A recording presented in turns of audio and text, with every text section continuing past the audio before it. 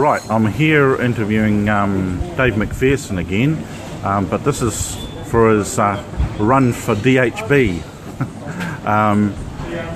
which is District Health Board, for those that don't know what DHB means.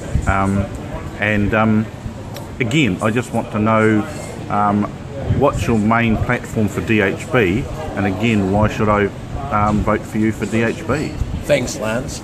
Look, it's not something that I had thought about doing until about a year and a half ago, when my son, as many people know, died while he was in the care of the DHB, and our family's had such a shocking experience trying to get some answers out of the DHBs, trying to get some accountability, and we've been hearing so many stories from other people, not just about the Waikato DHB, but about other DHBs. I thought I want to stand for the DHB and make a difference about their policy, about how they treat families and treat patients.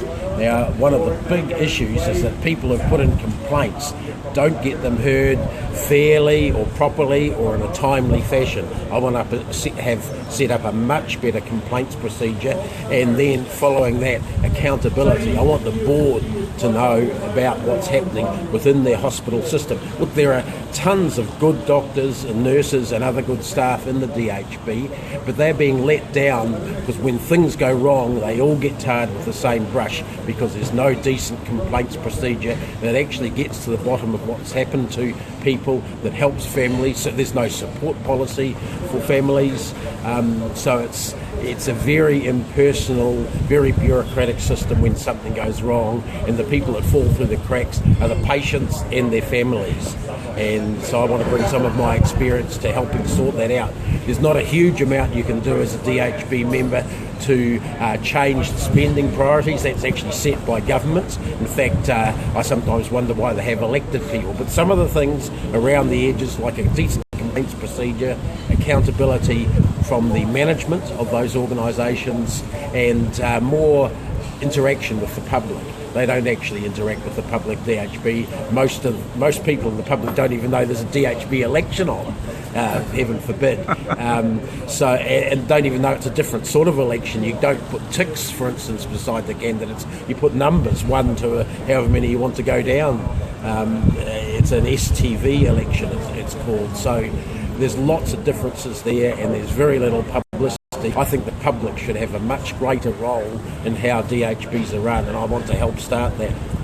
Well, that's good, because I was brought up in an environment where patients and families should have a lot more say, be heard a lot more, and be treated a lot better than what hospitals have done in the past. And when something goes wrong, that should be dealt with in a far better manner than it has been in the past.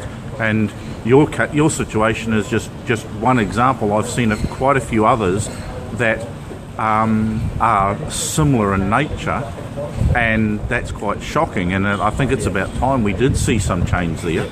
So it's good to see that someone's going to go and get the whip and chair out and tame them a bit. Well, I'm going to give it a jolly good try, and I'm hoping that there's going to be other people elected to DHB. At the moment, most of the people are appointed to the DHB by the government, or elected from very safe, they put doctor beside their name and they get themselves elected, things like that. It's got to be a people's organisation, not a government organisation. Cool. Oh, well, thanks very much for your time and your information. And hope you do well with that. Thanks, Cool. Lance. Thanks.